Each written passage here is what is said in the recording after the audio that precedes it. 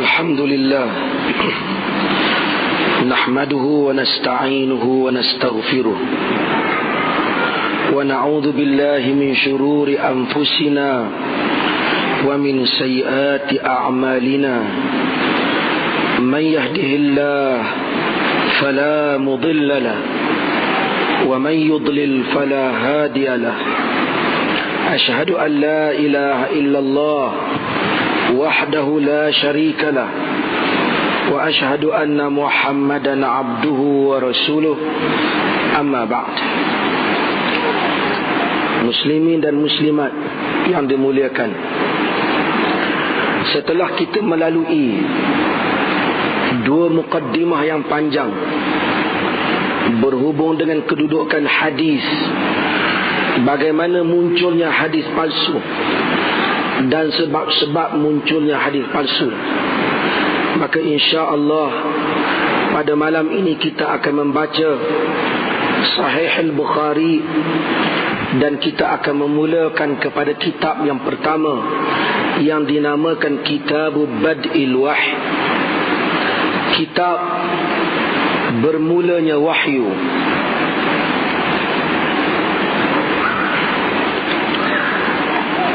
قال الشيخ الإمام الحافظ أبو عبد الله محمد بن إسماعيل بن إبراهيم بن المغيرة البخاري رحمه الله تعالى آمين. باب كيف كان بدء الوحي إلى رسول الله صلى الله عليه وسلم. Bab bagaimanakah bermulanya wahyu kepada Rasulullah sallallahu alaihi wasallam. Inilah bab yang pertama yang dipilih oleh Al-Imam Al-Bukhari untuk diletakkan di dalam sahihnya, membicarakan tentang wahyu dan bagaimana wahyu itu turun kepada Nabi sallallahu alaihi wasallam. Walaupun para ulama yang membaca Sahih Bukhari, mereka berbincang berhubung dengan kesesuaian tajuk yang dipilih oleh Al-Imam Al-Bukhari. Kerana tajuknya bagaimana bermulanya wahyu kepada Nabi sallallahu alaihi wasallam, sedangkan inti kandungannya mengandungi bab, mengandungi hadis-hadis bagaimana bermulanya wahyu dan bagaimana juga wahyu itu turun kepada Nabi sallallahu alaihi wasallam. Ada di kalangan mereka yang menyatakan adalah sangat sedap tajuk ini kalaulah Al-Imam Al-Bukhari menamakannya bab kaifa kana al-wahyi ila Rasulillah sallallahu alaihi wasallam, bab bagaimanakah wahyu kepada Rasulullah sallallahu alaihi wasallam. Namun begitu, dia penulis kitabnya, dia telah menamakan kaifa kana bad'u wahyi ila Rasulillah sallallahu alaihi wasallam, bagaimanakah bermulanya wahyu kepada Rasulullah sallallahu alaihi wasallam. Demikian dia telah catatkan, demikianlah kita baca dan menerimanya rahimahullah Al-Imam Al-Bukhari. Muslimin dan muslimat, tuan-tuan jelas suara saya? Saya tahu pada suara jelas. Kita dengar.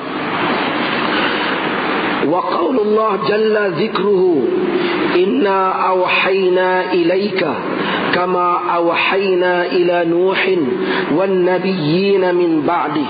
Suratun Nisa ayat 163. Al-Imam Al-Bukhari dia susun kitab dia begini. Kalau di dalam bab berkenaan ada ayat Al-Quran yang berkaitan, maka dia tak terus masukkan ke dalam hadis. Dia sebut ayat Quran dulu. Itu cara dia susun kitab dia Sahih Al-Bukhari. Kalau ada ayat Al-Quran, dia sebut ayat Quran, walaupun sepatutnya yang ini kitab hadis. Sepatutnya dalamnya semuanya mengandungi hadis. Tetapi Al-Imam Al-Bukhari, dia jadikan dalil dia yang pertama ialah Quran. Kalau sekiranya ada ayat Quran yang berkaitan dengan bab berkenaan, maka dia akan sebut bab. Tuan-tuan muslimin dan muslimat yang mempelajari Sahih Bukhari ini, tuan-tuan tengok Sahih Bukhari ini, dia atas sekali dia namakan kitab, di bawah kitab itu dia namakan bab. Ini cara dia. Atas sekali kitab, bawah kitab bab. Di dalam Sahih Bukhari ada banyak kitab. Di bawah kitab tajuk-tajuk kecil dinamakan dengan bab. Dinamakan dengan bab. Bila kita nak baca satu kitab, kita nak kena tahu cara penulisnya menulis, supaya kita tahu bagaimanakah cara Al-Imam Al-Bukhari menulis sahih dia. Jadi beginilah cara dia mentabwid, kita panggil. Dia meletakkan bab-bab di dalam sahihnya, Sahih Al-Imam Al-Bukhari. Dia letakkan firman Allah yang pertama. Maksudnya, sesungguhnya kami telah mewahyukan kepada engkau seperti mana kami telah mewahyukan kepada Nuh wan nabiyyin, dan nabi-nabi min ba'dihi, selepas daripada Nuh. Kata para ulama, sebahagian para ulama berpendapat Rasul yang pertama ialah Nuh alaihi salam, bukannya Adam alaihi salam. Mereka berpendapat bahawasanya Rasul yang pertama ialah Nuh, Adam ialah Nabi, tetapi Rasul yang pertama ialah Nuh.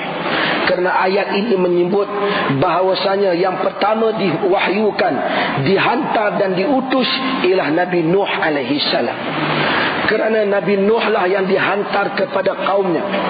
Nabi Nuh lah, kata Al-Imam Ibnu Katsir, meriwayatkan daripada Ibnu Abbas radhiyallahu anhu, bahawasanya di antara Nabi Adam dan Nabi Nuh alaihi salam tempoh jaraknya ialah 10 kurun. 10 kurun ataupun bersamaan dengan 1000 tahun. Selepas daripada Adam hilang 10 kurun, maka manusia memulakan ajaran agama yang sesat. Ketika itulah Allah Subhanahu wa ta'ala mengantar Rasul yang pertama. Rasul itu adalah Nuh, dan Rasul itulah yang telah berdakwah kepada kaumnya. Dan kaum yang pertama diazab oleh Allah di atas muka bumi ini ialah kaum Nuh alaihi salam. Maka tuan-tuan akan dengar di kalangan para ulama menyatakan, kalau ditanya siapakah Rasul yang pertama, mereka tak jawab Adam, mereka akan kata Nuh alaihi salam. Ini di kalangan para ulama. Di kalangan para ulama ada yang menghitungnya bermula daripada Adam alaihi salam. Namun begitu, apabila mereka menyebut Nuh sebagai Rasul yang pertama, mereka tidak mengeluarkan Adam dari kalangan para nabi, tetapi ia tidak Rasul yang diutuskan kepada kaumnya. Ini pendapat sebahagian di kalangan para ulama. Inilah ayat yang pertama yang dipetik oleh Al-Imam Al-Bukhari di dalam Sahih. Kemudian Al-Bukhari memasuki hadis yang berikutnya. Hadis yang pertama di dalam Sahih. Haddatsana Al-Humaydi Abdullah ibn Zubair قال حدثنا سفيان قال حدثنا يحيى بن سعيد الأنصاري قال أخبرني محمد ابن إبراهيم التيمي أنه سمع علقمة بن وقاص الليثي يقول سمعت عمر بن الخطاب رضي الله عنه على المنبر قال سمعت رسول الله صلى الله عليه وسلم يقول إنما الأعمال بالنيات وإنما لكل امرئ ما نوى فمن كان هجرته إلى الدنيا يصيبها أو إلى امرأة ينكحها فهجرته إلى ما هاجر إليه. Tuan-tuan dengar, hadis ini tuan-tuan selalu baca.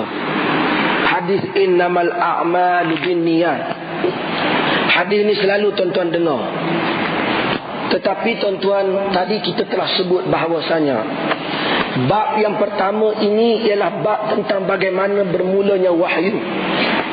Mengapakah Al-Imam Al-Bukhari memasukkan hadis ini?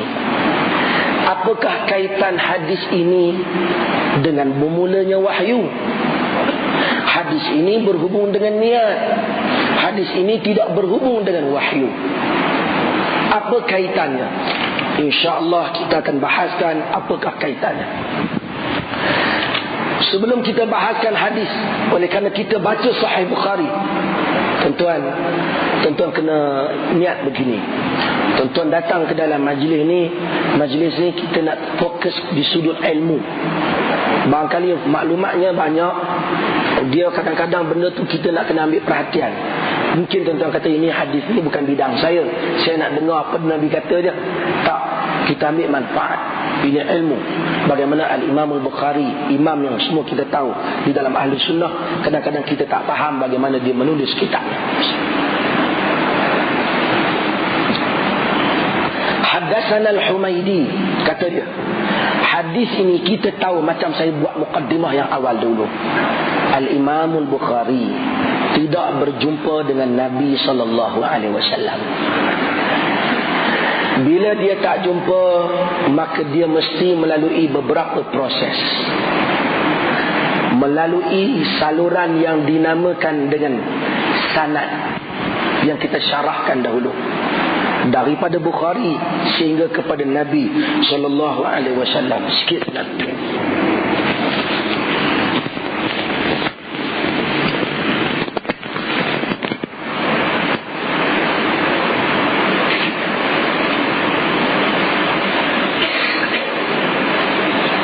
Oleh kerana Al-Imam Al-Bukhari tidak berjumpa dengan Nabi SAW.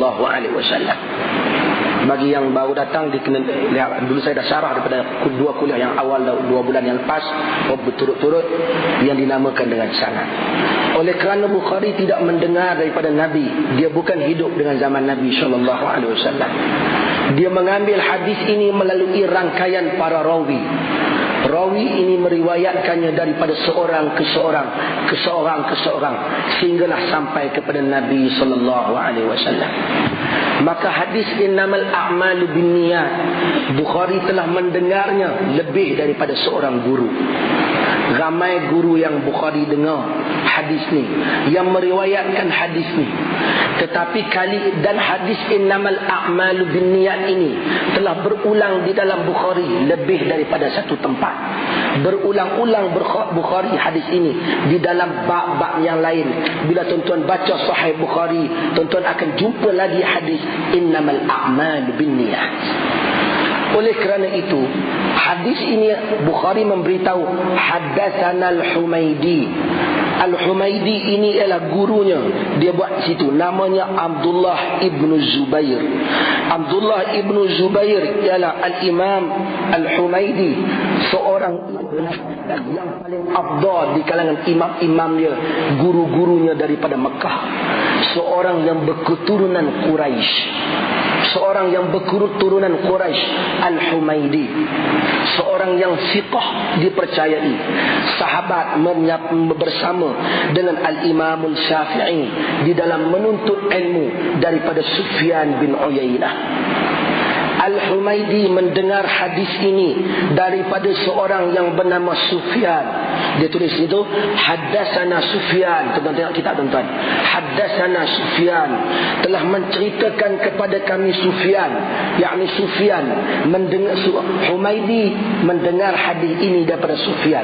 Bukhari tak mendengarnya daripada Sufyan, tetapi Humaidi mendengarnya daripada Sufyan. Sufyan itu ialah Sufyan bin Uyainah, alim besar, tabi'i, salah seorang tabi'i yang masyhur. Tetapi dia bukan di kalangan pembesar tabi'i, tetapi dia di kalangan yakni tabi'i yang pertengahan. Sufyan bin Uyainah, nama dia Sufyan bin Uyainah. Ada Sufyan Ats-Tsauri, itu lain. Ini Sufyan bin Uyainah, salah seorang guru Al-Imam Syafi'i dan guru juga kepada Al-Imam Abu Bakar Abdullah ibn Zubair Al-Humaidi.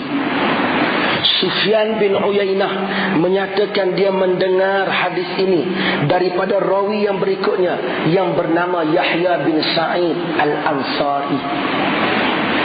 Kita tengok bagaimana para ulama mereka mengawal, memelihara sunnah Nabi sallallahu alaihi wasallam.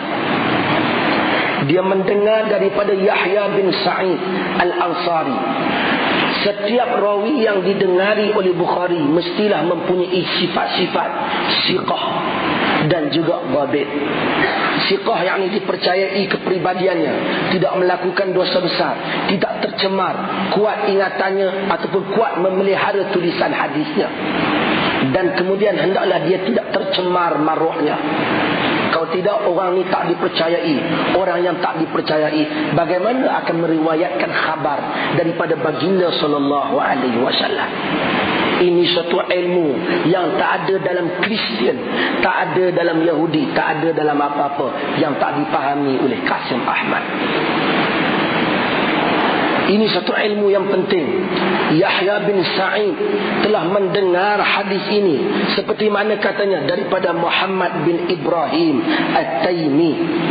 Yahya bin Sa'id mengambil daripadanya. Hadis ini sebenarnya tidak mutawatir. Ada orang kata hadis ini mutawatir, tak mutawatir. Daripada Yahya bin Sa'id lah hadis ini didengari oleh berpuluh-puluh, bahkan dikatakan ratusan rawi.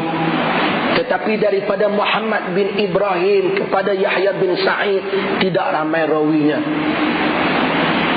Yahya bin Sa'id mendengar hadis ini daripada Muhammad bin Ibrahim At-Taimi, seorang tabi'i besar. Dia mendengar hadis ini. Muhammad bin Ibrahim mendengar hadis ini daripada siapa?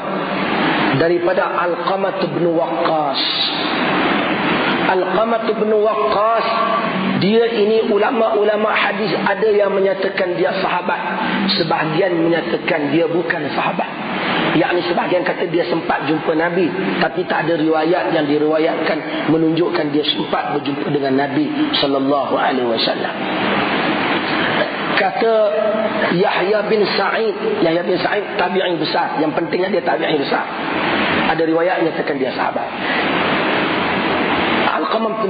Kata Alqamah bin Waqqas, Alqamah bin Waqqas tabi'i besar. Dia mendengar hadis ini daripada Umar bin Khattab. Bila dia mendengar hadis ini daripada Umar bin Khattab, dia mendengar hadis ini daripada Umar bin Khattab di mimbar. Ketika Umar bin Khattab membaca khutbah, mimbar ini ialah mimbar Masjid Nabi sallallahu alaihi wasallam. Demikian Umar sahabi, sahabat besar, Abi Hafs Umar bin Khattab radhiyallahu anhu. Demikian dia Amirul Mukminin, pemimpin. Gelaran Amirul Mukminin menurut ahli sejarah bermula pada zaman Umar bin Khattab radhiyallahu anhu. Sebelum daripada Umar bin Khattab, orang tak ada panggil Amirul Mukminin. Orang panggil kepada Sayyidina Abu Bakr Siddiq radhiyallahu anhu sebagai Khalifatul Rasulullah sallallahu alaihi wasallam. Bila mari zaman Sayyidina Umar, ada orang panggil Umar, ya Khalifati Rasulullah, wahai pengganti kepada pengganti Rasulullah sallallahu alaihi wasallam. Abu Bakar pengganti Rasulullah, Umar pengganti kepada pengganti Rasulullah, yakni pengganti kepada Abu Bakar. Umar seorang Amirul Mukminin yang bijaksana. Umar kata kalau macam tu panjang, besok lepas daripada aku ni pula, ya Khalifati Rasulullah, ya Khalifati Rasulullah, wahai pengganti kepada pengganti Rasulullah. Kalau mari lagi panjang. Tuan, pemimpin yang baik dia fikir sehingga dalam masalah nama yang seperti ini. Satu hari orang memanggilnya, ya Amirul Mukminin, wahai pemimpin kepada kaum mukminin. Umar terpegun dengan panggilan itu. Lalu Umar memanggil dia. Umar kata, ini satu panggilan yang baik. Aku Amir, aku pemimpin kamu kaum mukminin, maka aku adalah Amirul Mukminin. Maka bermula pada zaman Sayyidina Umar dimulakan gelaran Amirul Mukminin radhiyallahu anhu, Umar bin Khattab. Allah meridainya Umar bin Khattab. Lihatlah pemimpin apabila dia menjadi saleh, dia membaca khutbah, rakyat jelata mendapat faedah. Umar membaca khutbah, Al-Qamah bin Waqqas meriwayatkan hadis daripada Umar bin Khattab. Demikian sepatutnya seorang pemimpin kaum muslimin, hendaklah dia menjadi imam dan membaca khutbah. Kerana menjadi imam menaikkan haibat seorang mukmin, dan membaca khutbah demikian memberi nasihat kepada takwa kepada rakyat jelata. Kenapa kebelakangan ini para pemimpin kaum muslimin mereka tak mau baca khutbah? Kerana barangkali mereka takut nak sebut ittaqullah, takutkan Allah. Kerana mestilah takutkan Allah Azza wa Jalla. Umar takutkan Allah Azza wa Jalla. Orang seperti Umar, rakyat mengambil manfaat daripada kecekapan pemerintahannya, bahkan mengambil manfaat daripada ilmu pengetahuannya terhadap sunnah Nabi SAW. Umar alim, dirujuk kepadanya sunnah Nabi, ditanya kepadanya sunnah Nabi SAW. Di antara yang masyhur, Umar ini terkenal sebagai seorang yang adil dalam pemerintahannya. Selama 10 tahun memerintah urusan kaum muslimin dan membaiki urusan pejabat kaum muslimin. Banyak sistem pentadbiran Islam diambil bukan bermula daripada zaman Abu Bakar, tetapi dimulakan daripada zaman Umar. Abu Bakar seorang pemimpin yang baik, tetapi kesempatan dia memerintah hanyalah 2 tahun. Maka tak banyak pembaharuan yang dapat dilakukan. Umar banyak mengambil manfaat daripada kerajaan Parsi dan seumpamanya, tetapi kekal keislamannya sebagai kerajaan yang memberikan tunjuk ajar dan hidayah kepada rakyat jelata. Di antara yang masyhur ialah ucapan Ali kepada Umar apabila Umar melihat rakyatnya apabila menyertai peperangan, membawa harta benda pulang kesemuanya ke Madinah tanpa mencuri ataupun tanpa menyelewengkan harta rampasan perang. Umar kagum dengan tenteranya, kerana dalam ribuan tenteranya tidak ada di kalangan mereka yang mencuri harta rampasan perang yang diambil daripada kerajaan-kerajaan yang ditawan, yang kufar, yang menentang kerajaan Islam. Umar heran dengan rakyatnya. Ali bin Abi Talib menyebut kepada Umar, ya Amirul Mukminin, ya Umar, afafta wa afatil ra'yat wa afat ra'yatu, law rata'ta la rata'u. Wahai Umar, sesungguhnya engkau ini takut untuk memakan afaf, iffah, hanya mengambil yang halal, tidak memakan yang haram. Demikian rakyatmu mengambil yang halal, tidak memakan yang haram. Kalaulah engkau bermewah-mewahan, yakni mengambil perkara dengan cara yang tidak sebenar, nescayalah rakyatmu juga menjadi demikian rupa. Demikianlah keyakinan kaum muslimin dahulunya. Apabila saleh seorang pemimpin, maka salehlah rakyat jelata. Apabila bertambah buruk akhlak pemimpin, bertambah buruklah akhlak rakyat jelata. Demikian para sahabat cuba berusaha menjadikan bila melantik orang yang hampir dengan Nabi SAW dan orang yang paling tahu di dalam urusan pentadbiran. Umar bin Khattab radhiyallahu anhu, dia membaca khutbah di atas mimbar, lalu Al-Qamah bin Waqqas mendengar. Umar menyatakan, sami'tu Rasulullah sallallahu alaihi wasallam yaqul, innamal a'malu binniyat. Sesungguhnya setiap amalan itu dengan niat. Apakah maksud setiap amalan dengan niat? Ulama-ulama hadis yang mensyarahkan hadis ini juga berbincang, apa maksud Nabi? Apakah Nabi maksud tidak ada amal melainkan dengan niat? Ataupun baginda nak maksudkan amal saleh itu dilihat kepada niat? Yang pentingnya hadis ini menceritakan amal mempunyai kaitan dengan niat. Kemudian baginda menyebut, wa innama likulli imri'in ma nawa. Sesungguhnya bagi setiap seseorang berdasarkan apa yang dia niat. Faman kana hijratuhu ila dunya yusibuha. Sesiapa yang hijrahnya kepada dunia yang dia ingini, aw imra'atin yankihuha, ataupun kepada perempuan yang akan dia kahwini, fa hijratuhu ila ma hajara ilaihi, maka hijrahnya kepada apa yang dia hijrah.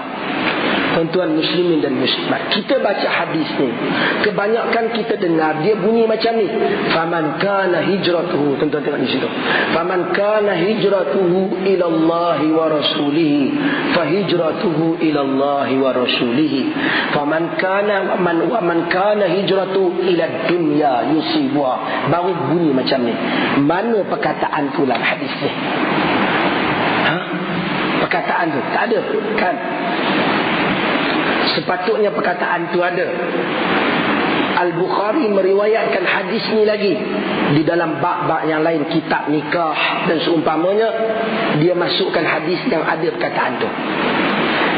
Bila tuan-tuan tanya, pasal apa berbeza ustaz? Kadang-kadang rawi hadis riwayat macam ni, kadang-kadang dia riwayat macam ni pula. Yang ni dia panggil dalam hadis ikhtisar. Ikhtisar ni, Humaidi riwayatkan hadis ni agak secara ringkas.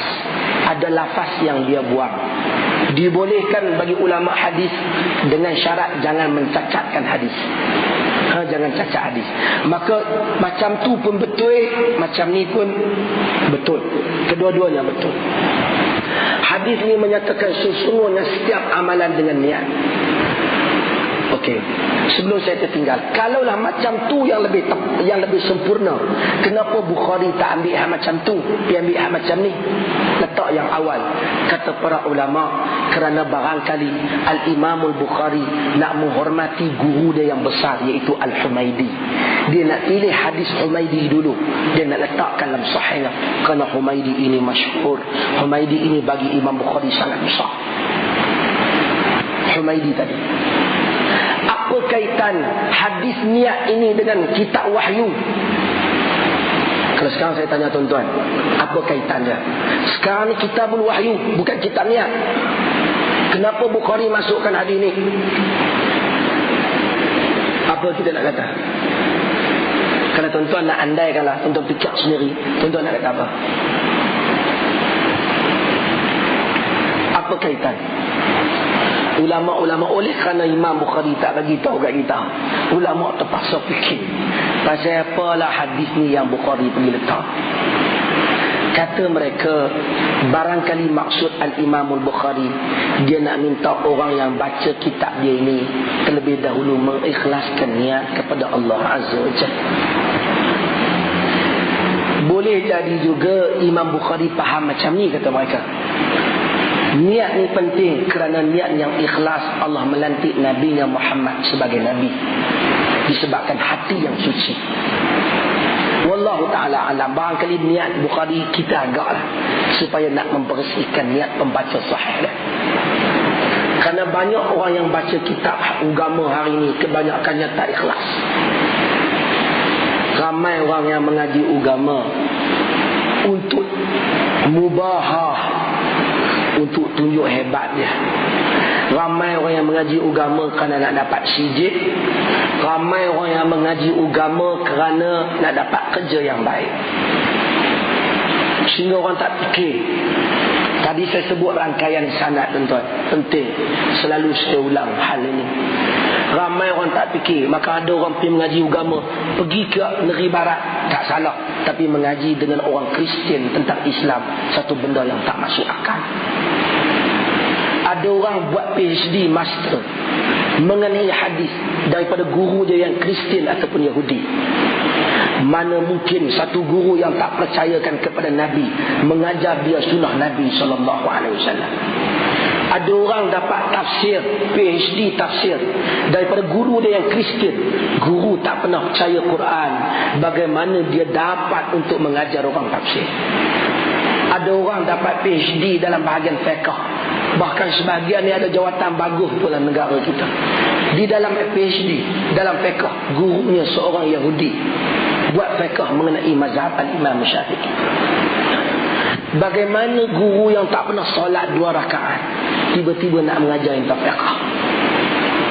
Kata al-Imam Muhammad ibn Sirin rahimahullah, inna hadzal ilmu din, inna hadzal ilma dinun, fanzur amman ta'khuduna dinakum. Sesungguhnya ilmu ini adalah agama. Ilmu kitab dan sunnah ini agama. Bukan sekadar ilmu, dia agama. Lihat daripada siapa kamu ambil agama kamu. Sebab itu saya katakan, kebanyakan orang yang mengaji Sahih Bukhari di kelas-kelas yang seperti ini kadang-kadang lebih faham daripada yang mengaji dalam kelas di universiti. Datang dengan ikhlas, datang bukan kerana sijil, datang bukan kerana sebab musabab lain, datang semata-mata kerana untuk mencari ilmu dan beramal dengannya. Mudah-mudahan Allah Subhanahu wa ta'ala memudahkan jalan kita semua menuju ke syurga, seperti mana hadis yang diriwayatkan oleh Imam Muslim, man salaka tariqan fi talabil ilm sahalallahu lahu tariqan ilal jannah. Sesiapa yang berjalan dalam satu perjalanan untuk menuntut ilmu, Allah mudahkan jalannya menuju ke syurga. Tetapi orang ni menuntut ilmu hendaklah kerana Allah Azza wa Jalla, untuk beramal dan berpegang dengannya, untuk mengetahui hukum hakam syarak dan mendaulatkannya. Ada orang yang belajar agama kerana nak mengkritik agama. Inilah yang banyak berlaku dalam golongan aliran moden yang saya ceramah malam semalam, kuliah semalam, berhubungan grup Islam liberal sekarang, yang membaca berhubungan kitab agama daripada orang-orang yang memusuhi agama. Tulisan-tulisan orientalis mereka baca, mereka meninggalkan tulisan Islam. Di antara cacat yang besar dalam ilmu agama hari ini ialah apabila orang agama tak reti baca kitab Arab. Ramai ustaz ceramah balik tak boleh baca kitab Arab. Suara rujukan dia kitab orang putih. Tuan-tuan tak boleh baca kitab Arab, tak apa, tuan-tuan bukan ustaz, bukan nak rujuk. Tapi bila dia tak boleh baca kitab Arab, dia boleh baca kitab orang putih. Tak salah baca buku Inggeris, tak salah, dan tak salah menguasai bahasa Inggeris. Tetapi menjadikan rujukan agama hanya berpandukan penulisan orang Inggeris sangat bahaya. Kalau orang Inggeris tu yang tulis, yang beriman dengan Allah, tak ada masalah. Tapi kebanyakan yang mereka baca ialah tulisan orientalis, muslimin dan muslimat. Al-Imam Al-Bukhari meletakkan hadis ini terlebih dahulu sebelum kita melalui hadis-hadis yang lain. Innamal a'malu binniyat. Sesungguhnya setiap amalan dengan niat. Tuan-tuan, niat duduk di mana? Niat adalah qasad, niat adalah azam. Niat adalah azam nak melakukan sesuatu dengan jazam, dengan putus. Itu dinamakan niat. Niat di dalam hati, niat bukan di lidah. Salah orang faham, orang sangka niat di lidah. Sebenarnya niat bukan di lidah, niat di dalam hati. Bila kita ajar orang cara solat, dia tanya ustaz macam mana nak niat. Sedangkan kita dah bagi tahu ini solat macam ni.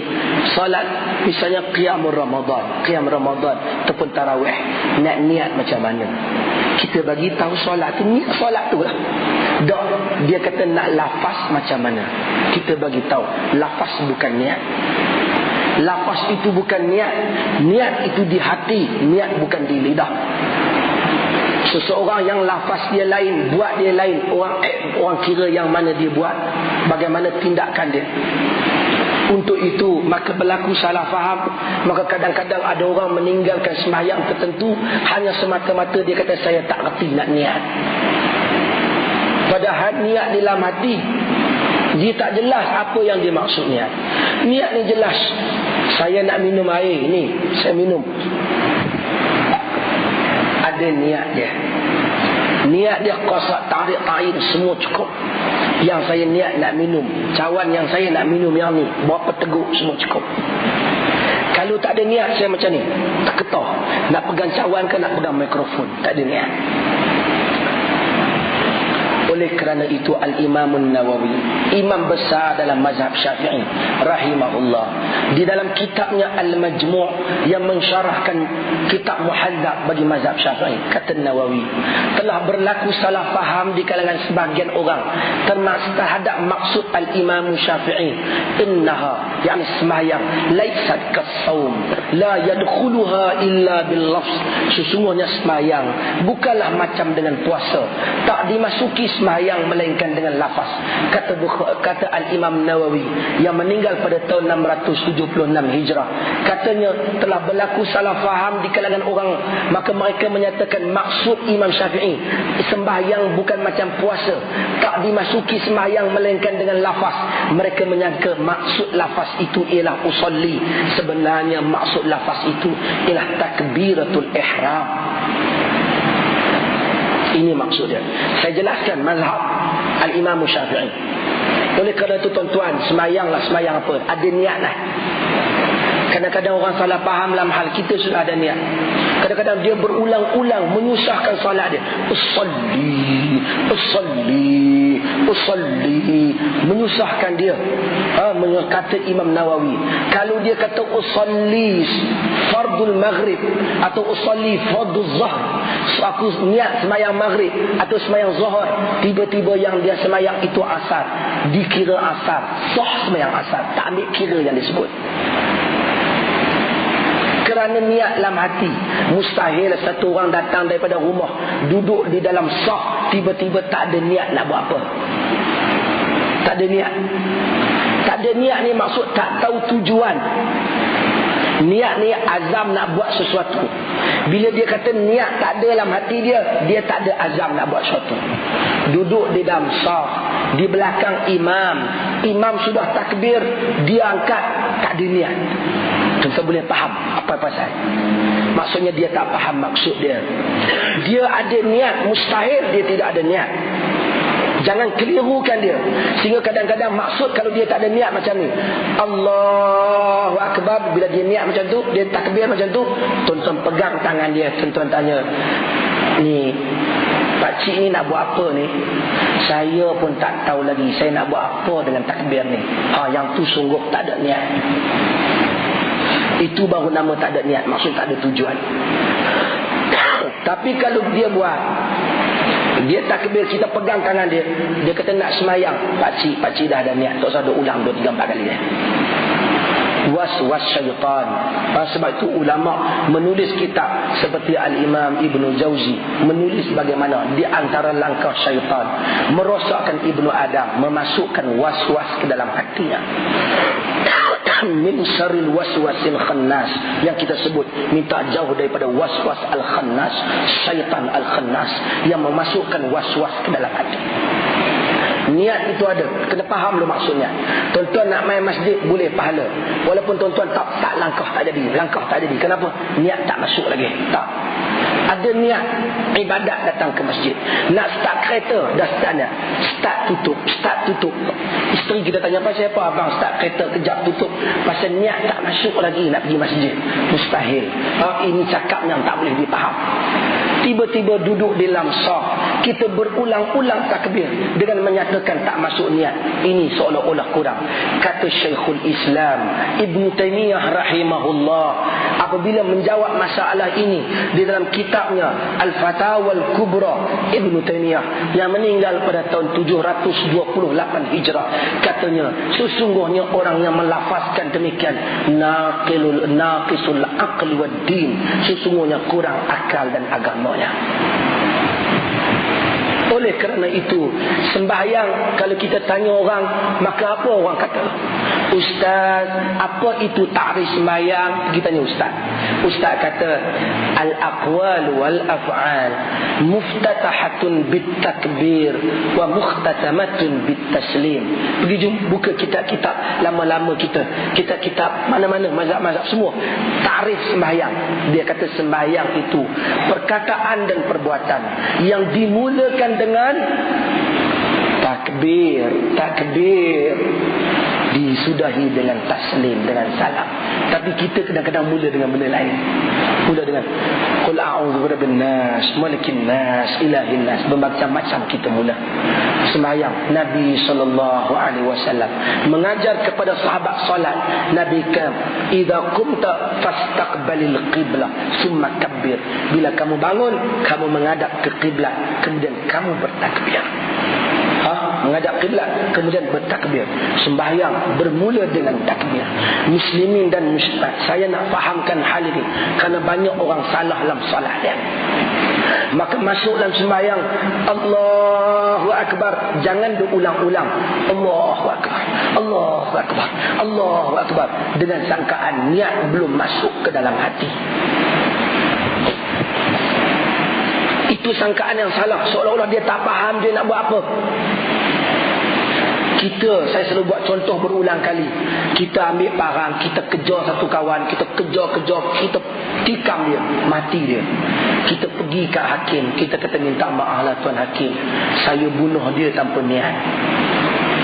Hakim kata, macam mana tanpa niat? Kau kejar dia, dia lari bawa barang pula. Saya tak kata sengaja aku nak bunuh kau kerana aku geram. Saya tak kata. Tak, tuan-tuan, kadang-kadang kita keliru dalam hal ni. Saya nak fahamkan. Maka yang kita tak Allah, sebahagian orang tu dia bukan niat, dia cuba atur perkataan dalam minda dia. Itu bukan niat, itu atur perkataan.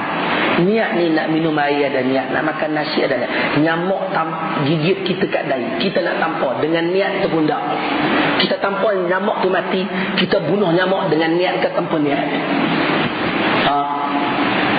Kalau tanpa niat ni macam ni, macam tuan-tuan, tak jadi niat tak main. Nyamuk dah lari lah. Tapi artinya baru kata tanpa niat. Tak, nyamuk ada kena, kita tampar. Ada niat kita nak bunuh nyamuk.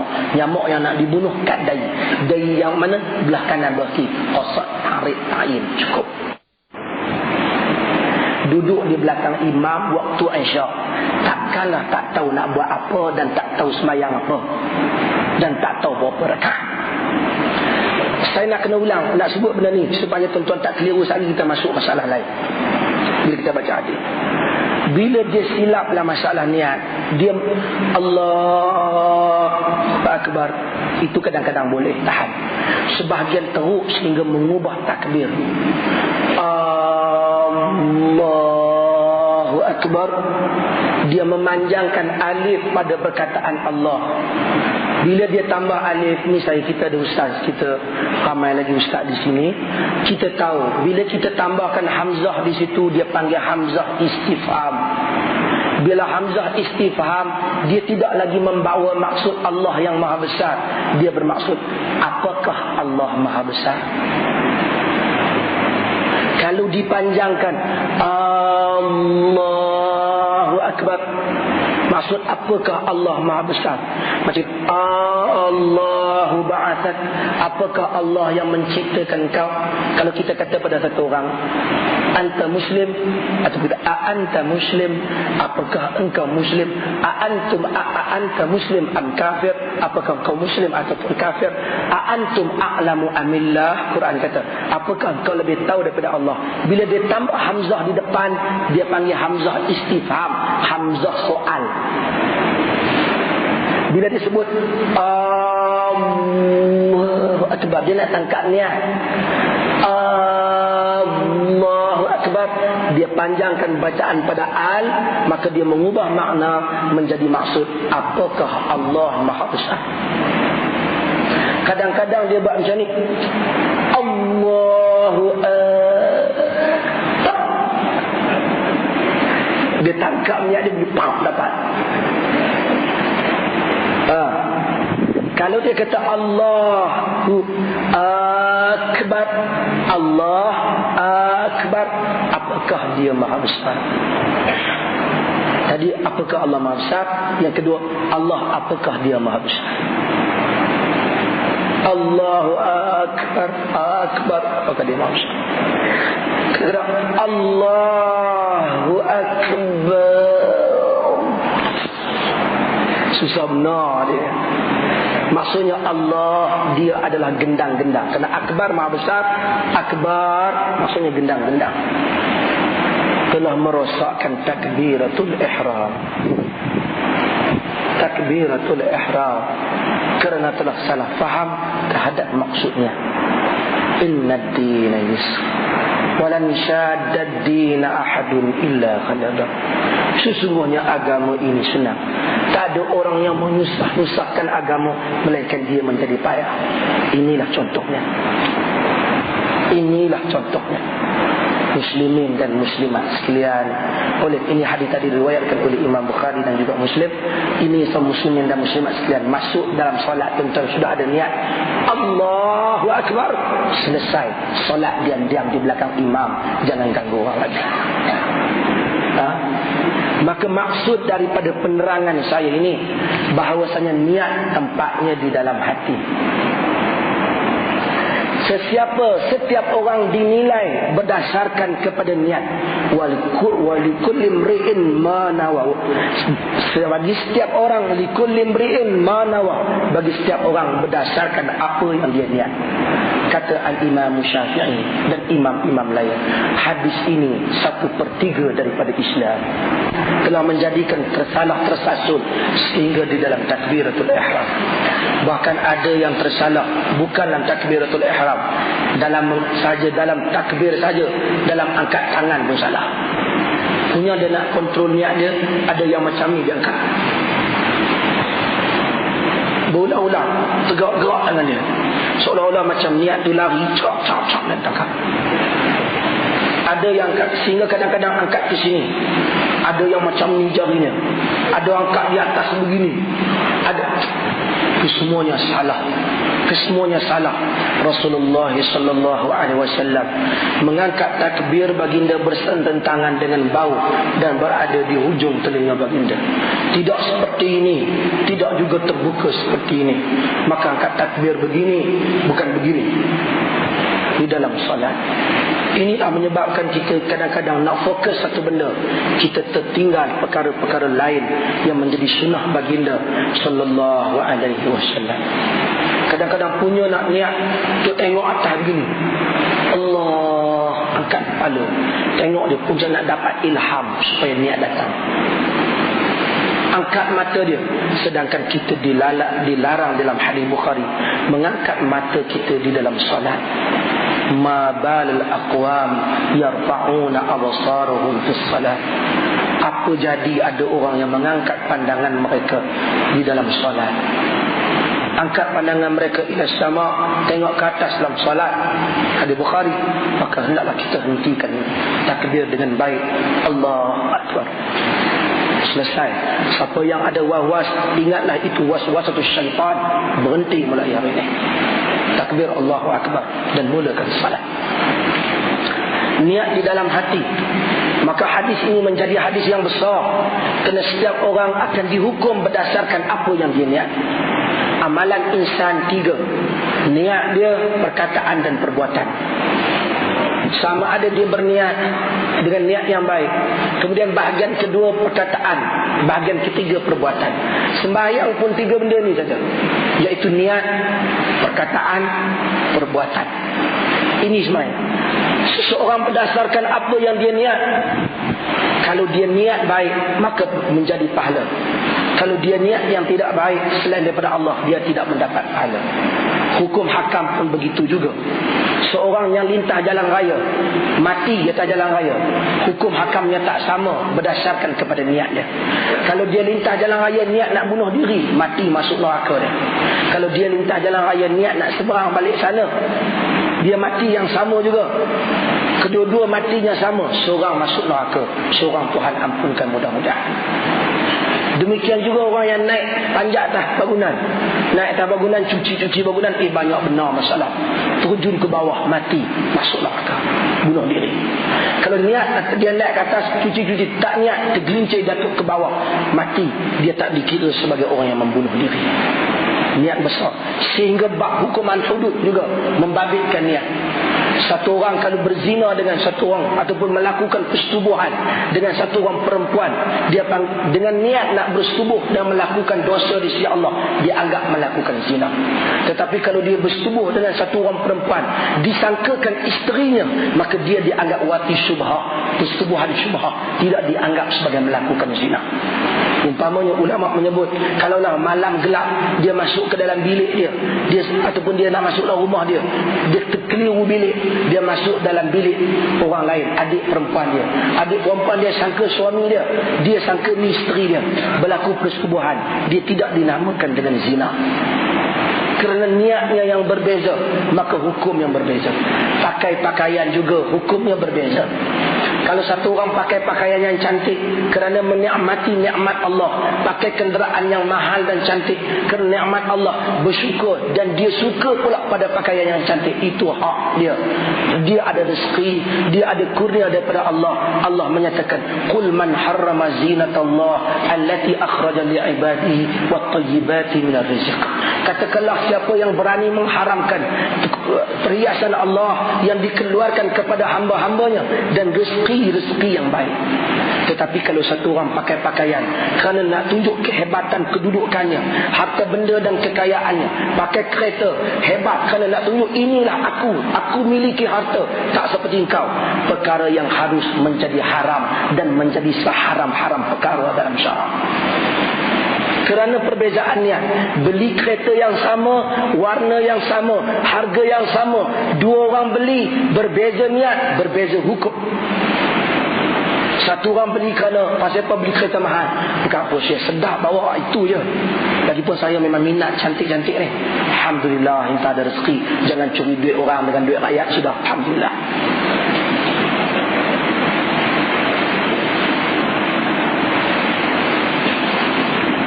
Kalau enta beli kenderaan ataupun enta pakai beli kenderaan yang mahal, kenapa?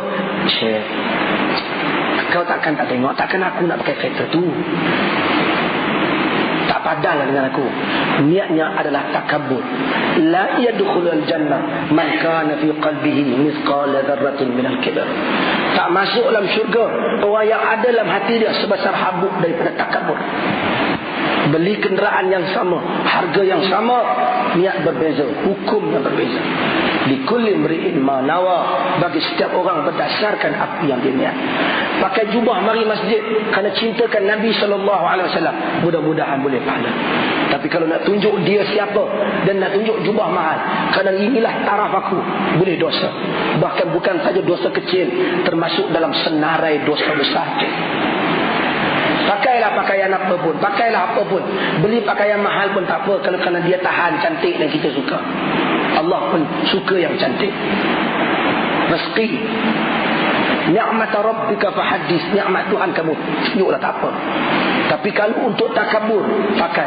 Nak pakai ni tak apa, pakailah baju mahal ke, jubah krokodil ke, jubah Levi's ke, itu masalah kita. Tetapi niat hendaklah betul. Jangan jadikan dia niat takabur. Sesiapa yang menjadikan niatnya takabur, perkara yang harus pada syarak bertukar menjadi haram. Bukan haram dosa kecil, haram dosa besar. Kerana takabur termasuk dalam dosa besar.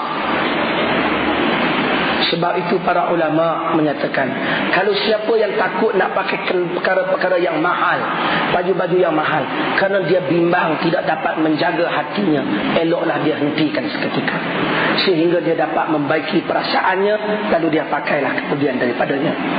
Sesiapa yang bimbangkan takabur terhadap dirinya, elokkan hal ini.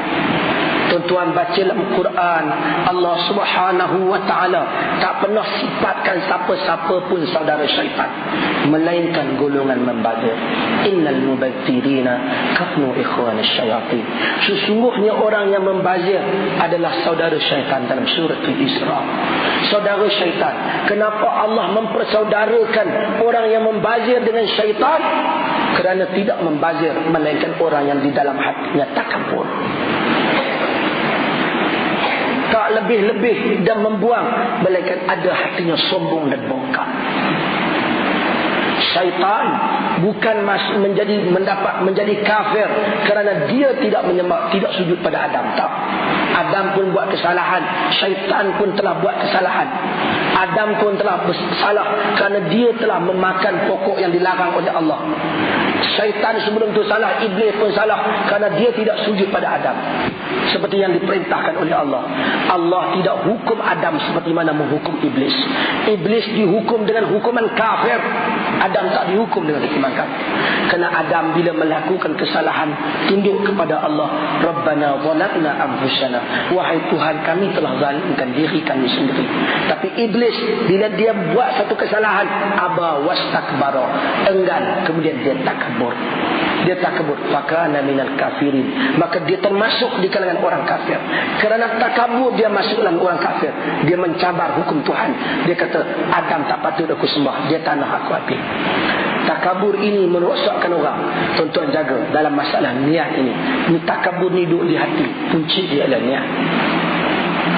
Berubah niat, berubah hukum. Walikulli imri'in ma nawa. Setiap yang datang ke dalam masjid tak sama pula pahalanya berdasarkan ketulusan niat masing-masing. Mungkin niat tuan-tuan lebih baik daripada niat saya. Saya mungkin datang sini mengajar mungkin kerana kepentingan dunia. Mungkin juga kerana saya mengajar, mungkin kerana hubbu sum'ah, sukakan zahirkan diri, mungkin kerana nak tunjuk ke orang, mungkin berbagai macam kemungkinan bagi orang yang mengajar orang di hadapan. Orang yang datang berada di hujung sana, mereka tidak ada sebahagiannya niat mereka melainkan menuntut ilmu. Tidak pun terkenal dan tidak pun masyhur. Marilah kita doakan supaya niat kita baik di sisi Allah Azza wa Jalla. Supaya niat kita baik di sisi Allah Azza wa Jalla. Sehingga niat mengubah hukum boleh bertukar seorang itu menjadi kafir ataupun dia tak. Seseorang yang dipaksa untuk melafazkan kalimah kufur, kalau dia melafazkan kalimah kufur kerana terpaksa, maka dia tak niat dalam hati dia, maka dia tidak menjadi kafir. Illa man ukriha wa qalbuhu mutmainnun bil iman, kecuali orang yang dipaksa sedangkan hatinya tenang dalam iman. Kalau dia lafazkan kalimah kufur dengan niat dia nak lafazkan kalimah kufur, dia menjadi kafir. Maka likulli imri'in ma nawa. Setiap orang berdasarkan apa yang dia niat. Semayang pun tak sama. Sehingga zakat, ada orang bagi sedekah biasa, ada orang bagi zakat. Hartanya sama. Kalau kita niat sedekah biasa, kita belum lagi niat zakat, kita belum lagi keluarkan zakat. Kena keluarkan semula zakat. Tak sama. Kita mari kita semayang 2 rakaat. Isteri kita kata, semayang apa bang tadi 2 rakaat tu? Kita bang semayang sunat. Cepat sikit bang, kita nak keluar ni, kena keluar awal, abang tak semayang subuh lagi. Tak apalah, cukuplah 2 rakaat tadi, samalah juga kata. Subuh pun 2 rakaat juga, tak sah. Kerana tadi kau bukan niat subuh, kau niat sunat, mesti kau buat 2 rakaat lain. Walaupun caranya sama, hukumnya berbeza kerana niatnya berbeza. Likulli imri'in ma nawa, bagi setiap orang berdasarkan apa niat. Kata para ulama, sesungguhnya hadis ini masuk ke dalam semua bab hukum hakam fiqh. Besar hadis ini. Semua hukum hakam fiqh masuk. Semua hukum hakam masuk. Setiap orang berdasarkan apa niat. Ada orang sedekah kerana lillahi ta'ala. Ada orang yang sedekah kerana nak dapatkan undi. Niatnya menentukan pahalanya. Tak sama. Kesemuanya ini berdasarkan niat. Muslimin dan muslimat. Nabi SAW menyebut, faman kana hijratuhu ila dunya yusibuha. Sesiapa yang mana hijrahnya, Nabi buat contoh. Kata siapa yang hijrahnya kepada dunia yang dia kendak, awim ra'atin yankihuha, kepada perempuan yang dia nak kahwin, maka hijrahnya kepada apa yang dia hijrah. Kata sebahagian para ulama pendapat menyatakan hadis ini ada punca dia. Sebab hadis dalam ilmu, tuan-tuan, sebab turun ayat Quran kita panggil sababun nuzul. Sebab nuzul. Sebab yang menyebabkan Nabi sebut sesuatu hadis kita panggil sababul wurud. Sababul wurud. Wurud ni waw, ra, waw, dal. Waw, ra, waw, dal. Sababul wurud. Sebab wurud, punca Nabi menyebut sesuatu perkataan. ataupun punca Nabi buat sesuatu benda, ataupun punca Nabi mengaku satu benda, itu dinamakan sebab urud, sababul wurudil hadis, sebab keluarnya sesuatu hadis. Ini ada satu ilmu khas, nama dia sebab urud hadis. Alhamdulillah, saya punya PhD saya di dalam yang tesis yang telah siap semua saya telah tulis, iaitu mengenai sebab urud ini. Hadis ini kata sebahagian pendapat sebabnya kerana ada orang pada zaman Nabi namanya Muhajir Ummu Qais. Dia berhijrah kerana nak kahwin dengan satu orang perempuan nama dia Ummu Qais. Saya katakan berdasarkan ilmu hadis, sebab ini tak sah. Sebab itu memang ada cerita dia pada zaman Nabi. Orang yang berhijrah kerana nak kahwin perempuan ada. Nama kita panggil dia Muhajir Ummu Qais. Tetapi tak ada bukti Nabi sebut kerana itu. Tak ada bukti. Jadi kita katakan hadis ni pada asalnya tak ada sebab yang kita tahu. Tapi yang penting Nabi telah lafazkannya. Sesiapa yang hijrahnya, tuan-tuan, perkataan hijrah apa maksud? Ini cara kita mengaji hadis. Mai satu perkataan kena tahu maksudnya. Apa maksud hijrah? Hijrah ni berpindah daripada satu tempat kita pindah satu tempat. Dalam syarak kita hijrah pada dua benda yang besar. Pertama, hijrah daripada negeri ketakutan kepada negeri keamanan. Kita takut, kita kena hijrah. Tapi kita hijrah daripada tempat yang menakutkan kepada yang kurang takut. Seperti para sahabat berhijrah daripada Mekah ke Habasyah. Habasyah bukan kerajaan Islam. Dia bukan kerajaan Islam. Mekah pun bukan kerajaan Islam. Dua-dua bukan kerajaan Islam. Tetapi berhijrah itu kerana kedudukan di Habasyah lebih aman dibandingkan di Mekah. Sahabat hijrah. Itu pun disuruh oleh agama. Misalnya kita duduk satu negeri, orang kafir tindas kita sampai tak boleh nak buat apa dengan amal Islam. Ada negeri selain pula kafir juga, tapi dia tak tindas orang Islam.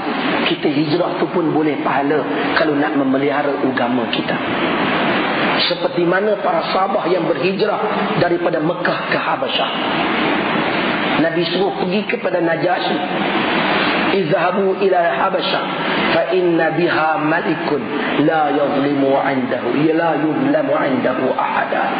Pergilah ke Habasyah kerana di sana ada seorang raja yang tidak dizalimkan seseorang pun di sisi dia. Najasyi, para sahabat pergi, 70 orang yang awal pergi berhijrah ke Habasyah.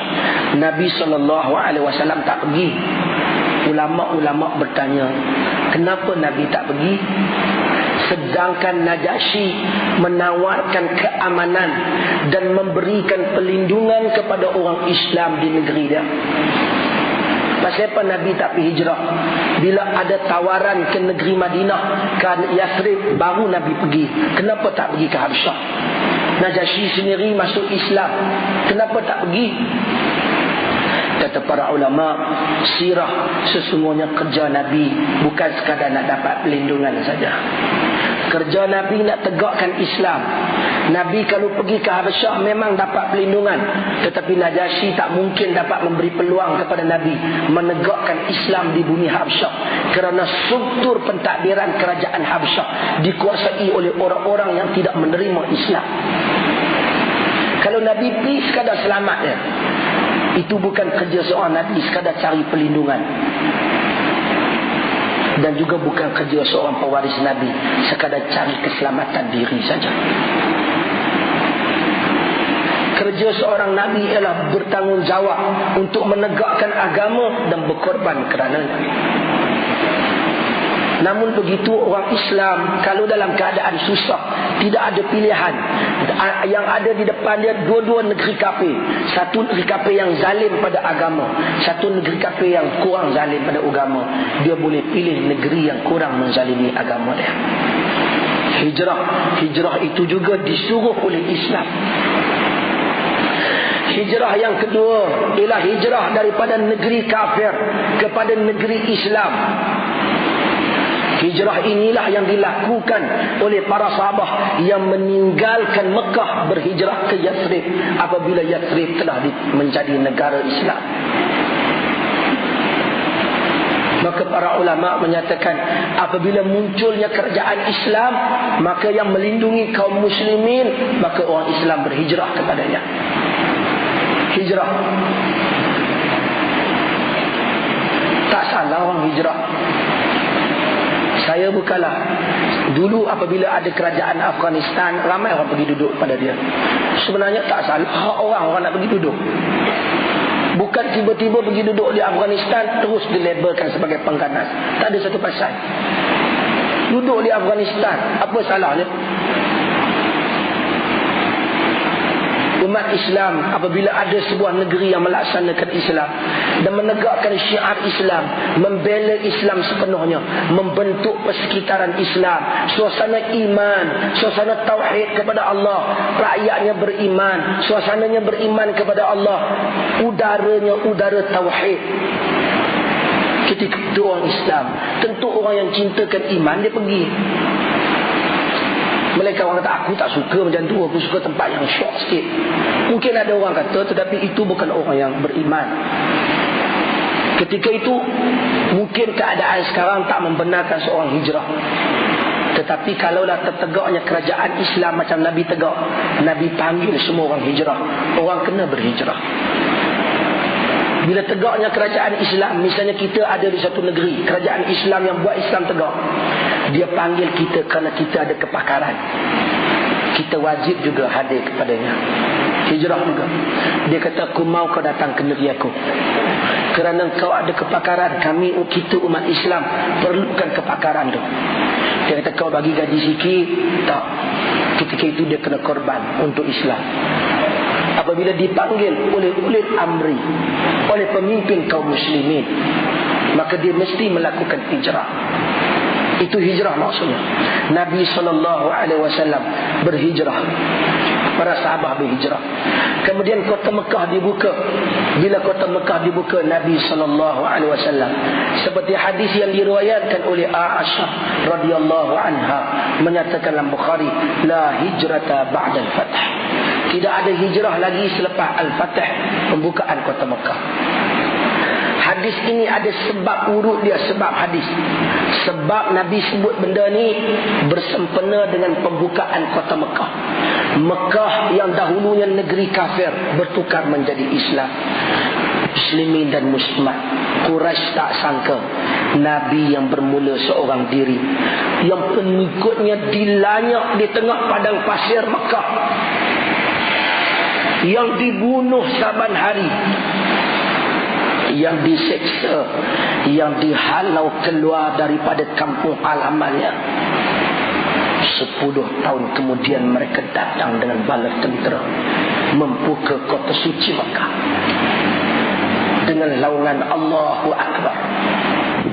Sesungguhnya apabila Allah nak menolong hamba-hambanya, ketika itu tidak ada siapa yang mampu untuk bertahan.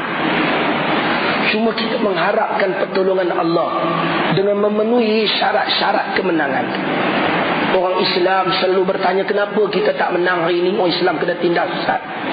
Kerana kita tidak memenuhi syarat-syarat yang dikehendaki oleh Allah, yang telah dilaksanakan oleh Rasulullah, oleh Khulafa Ar-Rasyidun, oleh Salahuddin Al-Ayyubi, oleh mereka-mereka yang seperti dengan mereka ini, yang telah menang menghadapi kufar. Muslimin dan muslimat. Nabi membuka kota Mekah. Nabi menyebut la hijrata ba'dal fath. Tidak ada hijrah selepas pembukaan kota Mekah. Ada orang yang salah, lalu mereka memahami setiap tahun apabila berlakunya mengingati ma'al hijrah. Dan setiap tahun kita ada orang yang dapat tokoh ma'al hijrah. Alhamdulillah, ramai orang yang hebat zaman sekarang mendapat tokoh ma'al hijrah. Saya pun tak tahu. Sayyidina Umar sendiri tak pernah dapat tokoh ma'al hijrah, walaupun dia hijrah dengan hebat. Sahabat pun tak pernah dapat. Zaman sekarang ramai orang dapat. Alhamdulillah, kita pun tak tahu apa yang telah dia hijrahkan dan apa yang telah dia pertahankan. Mungkin ada lah, tapi kita tak tahulah. Wallahu a'lam. Tetapi sesungguhnya hijrah bukan seperti yang mereka faham. Mereka telah berkorban meninggalkan kampung halaman, bukan senang.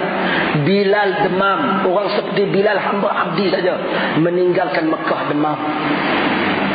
merindui kota Mekah.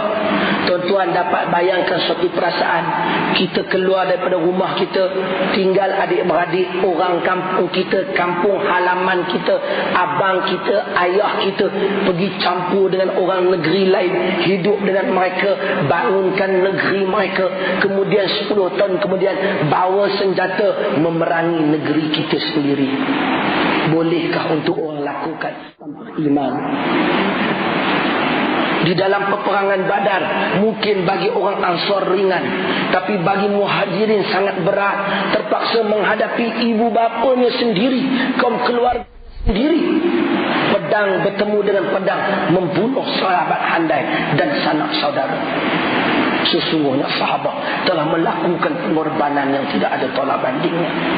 Itulah wala, itulah taat setia yang tidak berbelah bagi kepada Allah dan Rasulnya, yang tak ada dalam hati saya dan mungkin juga tidak ada dalam hati kebanyakan tuan-tuan.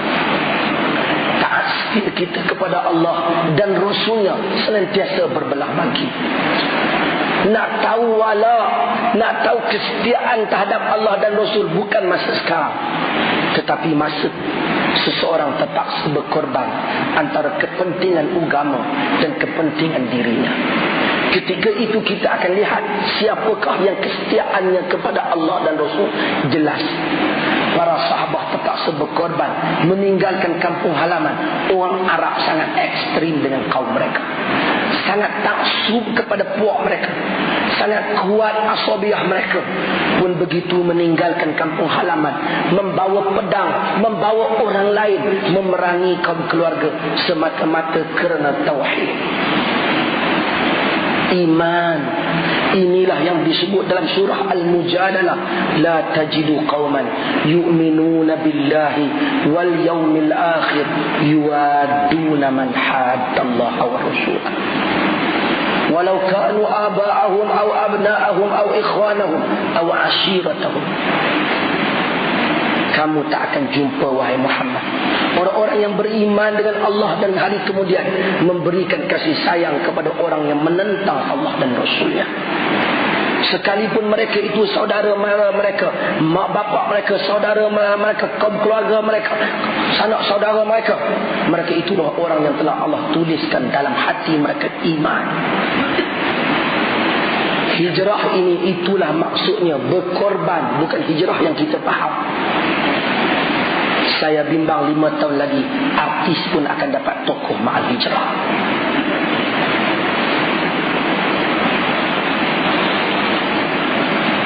Sesungguhnya ini bukan perkara kecil yang dilakukan oleh para sahabat radhiyallahu anhu. Meninggalkan kampung halaman, 10 tahun kemudian mereka pulang ke Mekah, membawa orang asing untuk menakluk negeri sendiri, berperang dengan kaum keluarga sendiri. Setelah Mekah dibuka, Nabi menyatakan la hijrata ba'dal fath, tidak ada hijrah selepas pembukaan kota Mekah. Salah faham sebahagian orang, dia kata zaman sekarang dah tak ada hijrah dah. Nabi kata tak ada hijrah selepas pembukaan kota Mekah. Itu salah faham. Hijrah ini tak mansukh, kekal sehingga hari kiamat. Nabi kata tak ada hijrah selepas pembukaan kota Mekah, merujuk kepada para sahabat, merujuk kepada orang Madinah. Kamu tak payah, merujuk kepada orang Mekah, kamu tak payahlah pergi hijrah ke Madinah dah, pasal negeri Mekah ni pun dah jadi negeri Islam dah. Itu maksud Nabi. Sebab itu perlu bila kita baca hadis, kita kena faham sebab Nabi sebut tu. Bila kita tak faham punca hadis tu, kita sangka tak ada hijrah zaman sekarang. Bukan. Maksud bagi setelah Mekah menjadi negara Islam, maka tak perlulah orang Mekah pergi hijrah ke Madinah. Yang sebelum itu menjadi tuntutan mereka berhijrah ke Madinah. Maka maksudnya mana-mana negeri yang sudah menjadi negeri Islam, maka tak payah orang hijrah lagi, duduk dalam negeri berkenaan. Namun kalau negeri itu belum menjadi negeri Islam, muncul kerajaan Islam, kita digalakkan berhijrah ke bawah kerajaan Islam. Dan kita digalakkan, kita disuruh berhijrah untuk menyelamatkan agama kita. dan kerajaan Islam hendaklah mengambil orang-orang Islam yang berhijrah, yang dizalimi di negeri mereka. Inilah yang tak dilakukan oleh umat Islam pada zaman ini. Ramai orang Islam yang tertindas. Orang Habsyah, orang Ethiopia tertindas. Kristian menghantar bekalan makanan mereka ke negeri-negeri Afrika yang susah. Negeri Arab menutup sempadan mereka, bahkan tak membawa pertolongan. Maka ramai orang Islam berkulit hitam di Afrika menganut agama Kristian. Kita sebenarnya umat yang terlalu letih dan terlalu lesu. Kita tak bertanggungjawab. Keluarga Sabah Kuwait meraihkan hari jadi kucing anaknya dengan berjuta-juta dolar, dengan menjemput kucing-kucing masyhur daripada Amerika dengan kapal terbang. Betul ni? Bukan main. Tetapi umat Islam yang susah, di negeri-negeri yang sebahagiannya tak ada makan, di Indonesia yang suka, yang miskin, yang pergi ialah Kristian menyediakan makanan. Kerajaan-kerajaan Arab ini mendiamkan dia. Ada yang tolong, tapi yang tolong itu umat Islam sebenarnya. Ada pun kepala-kepala dia yang berdengung, kesemuanya tak pernah fikir hal muslimin dan muslimat. Sesungguhnya kita perlu kembali kepada kemuliaan Islam. Dan inilah hadis yang pertama yang disebut oleh Bukhari untuk mengajak kita mengikhlaskan niat. Allahu Ta'ala a'lam. Saya bukan bersalah. Tak, saya faham. Ini orang yang mengajar. Yang pertama, kalau imam salah dalam bacaan, tegur terus bacaan. Kena tegur bacaan. Bukan kata subhanallah, tegur bacaan yang salah tu. Sebut bacaan mana yang salah. Soalan kawan kita tanya, orang bukan bab fiqh, ustaz yang ajar fiqh kata. Bukan bab fiqh. Ustaz ajar fiqh kata, kalau sekiranya kita nak tegur tu imam salah, kita jangan niat nak tegur, niat nak tasbih. Kalau tu imam salah, kita kata subhanallah, kita niat nak tegur imam batal sembahyang. Tapi hendaklah kita niat nak tasbih. Tuan-tuan boleh fahamkan maksud tu? Saya tak faham, tuan-tuan faham. Saya tahu benda tu ada, disebutlah sebagai buku fiqh Melayu. Saya kata saya tak faham, tuan-tuan faham. Tak ada pasal-pasal. Kita tak ada pasal-pasal dalam sembahyang. Boleh tak? Tak ada pasal-pasal. Subhanallah. Boleh tak ada pasal-pasal? Tak ada sebab apa-apa. Kita sembahyang belakang tu imam. Subhanallah. Boleh tak? Boleh tak tuan-tuan? Tak boleh. Tak ada pasal. Tu imam tak salah apa. Kita subhanallah. Tu imam tanya, pasal apa kau duduk subhanallah banyak kali tadi, kau buat apa? Tak ada apa, saja nak niat tasbih. Itu satu hal. Kedua, bila ternyata tak boleh kita subhanallah dengan kuat, melainkan apabila tu imam berlaku salah. Jadi tujuan kita subhanallah tu untuk apa? Untuk apa tuan? Untuk tegur tu imam. Ustaz kata, bila tu imam salah, kita tegur dengan subhanallah. Tujuan subhanallah tu maksud tegur tu imam. Tapi jangan niat tujuan nak tegur, niat nak tasbih. Bahasa apa kau cakap ni? Tuhan tiga tapi satu, Trinity kan? Bahasa apa ni? Saya bukan nak marah, tapi saya memang nak marah. Saya kadang-kadang kesian pada orang yang mengaji agama. Dia niat ikhlas. Sebab tu saya kata, saya tak pandai, orang lain lebih pandai. Saya termasuk kalangan yang tak pandai. Tapi tuan-tuan bila ada anak nak hantar pergi mengajak belajar agama, hantar yang pandai. Bila hantar yang tak pandai, dia ajak benda yang dia sendiri tak faham. Macam mana pula pergi tegur tu imam, tapi bukan tujuan nak tegur. Ambil orang lalu, ambil satu kayu, ketekuk katuk kepala dia. Tu imam katuk kepala. Dia kata, bukan niat nak katuk kau, niat nak hayun kayu dia angin saja. Tapi yang kita hayun tu betul-betul pergi ke dia. Tuan cakap benda ni, jangan dengar cakap macam tu. Subhanallah tu memang tujuan nak tegur imam. Tak pasal-pasal kita tak sebut. Maka dakwaan seperti itu menyusah-nyusahkan. kemudian menjadikan salah faham terhadap agama. Dalam arti kata lain, memperbodohkan orang yang mengaji agama. Ada soalan? Ya. Ini ada mengkritik beberapa hadis Bukhari. Wallahu ta'ala a'lam. Hadis Bukhari ini sahih dengan ijma' ulama-ulama hadis. Selisih kritikan Al-Albani dalam hal ini tidak memberi manfaat. Tetapi kritikan Albani kepada kitab Bukhari, Al-Adabul Mufrad, ada Bukhari bukan Sahih Bukhari, ada Al-Adabul Mufrad, At-Tarikhul Kabir, Tarikhus Saghir. Kitab-kitab ini ada yang hadis-hadisnya dhaif dan Bukhari sendiri tahu. Tetapi di dalam ini semuanya hadisnya sahih, melainkan hadis-hadis yang dia panggil mu'allaqah, yang diriwayatkan secara ta'liq.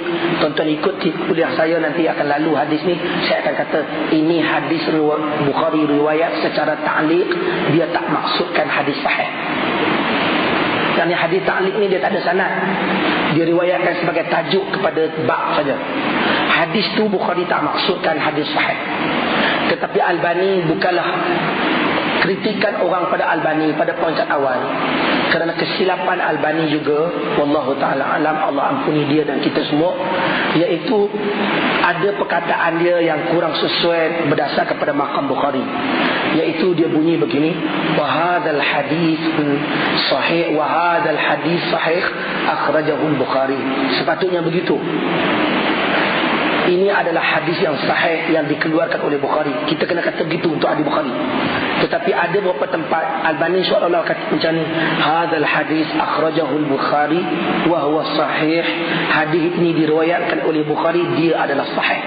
Seolah-olah sahih itu adalah hukuman semula, bukan pegangan yang asal. Kalau kita kata macam ni, dalam bahasa Arab ada makna, hadis ini sahih, Imam Bukhari riwayat, itu maksud kita iktiraf hukuman Bukhari. Tapi kalau kita kata hadis ini diriwayatkan oleh Imam Bukhari dan ia hadis yang sahih, maksudnya kita tak pegang dengan Bukhari, kita pegang dengan satu kajian yang lain. Itu maksudnya. Perkataan Albani itu telah dikritik oleh sebahagian ulama-ulama hadis pada zaman ini. Namun begitu kekal Sahih Bukhari sebagai hadis yang sahih. Bukan saja Albani sebenarnya. Sebelum Albani ada dah orang yang mengkritik hadis Bukhari. Di antara yang terkenal ialah Al-Imam Ad-Darqutni yang mengkritik beberapa hadis Bukhari. Dan kita akan lalui nanti dan kita akan sebut. Namun kita katakan secara umum ia adalah sahih. Bukhari tidak maksum, tetapi ulama-ulama mengkaji sahihnya, mendapati hadis darinya adalah sahih. Wallahu ta'ala alam. Ada soalan? Tuan soalan macam tu tinggi sikit, tapi kerana dia tanya saya terpaksa jawab. InsyaAllah untuk sebahagian tuan-tuan ni ada yang pelajar universiti, ada datang UM, UIA, jadi saya imbangkan. Kalau ada pakcik-pakcik yang kadang-kadang tak mau pendapat tangkap ustaz tu cakap anda ni, tak apalah, anggap itu bahagian mereka, bahagian dia orang. Sebahagian nak saya cerita tadi yang dapat tangkap, kerana saya nak campur, kena jadikan majlis ni ilmu dan masa yang sama maklumat untuk orang awam. Wallahu ta'ala. Saya ingat cukup setakat tu pasal kita lewat mana ni. InsyaAllah mudah-mudahan sisi sekali lagi kita buka soalan lebih banyak. InsyaAllah mudah-mudahan kita akan dirahmati oleh Allah Subhanahu Wa Taala. Sekian, Assalamualaikum warahmatullahi wabarakatuh. Siapa kemaafan suara saya tak jelas kali ini, dan insyaAllah mudah-mudahan dia jelas kali yang akan datang.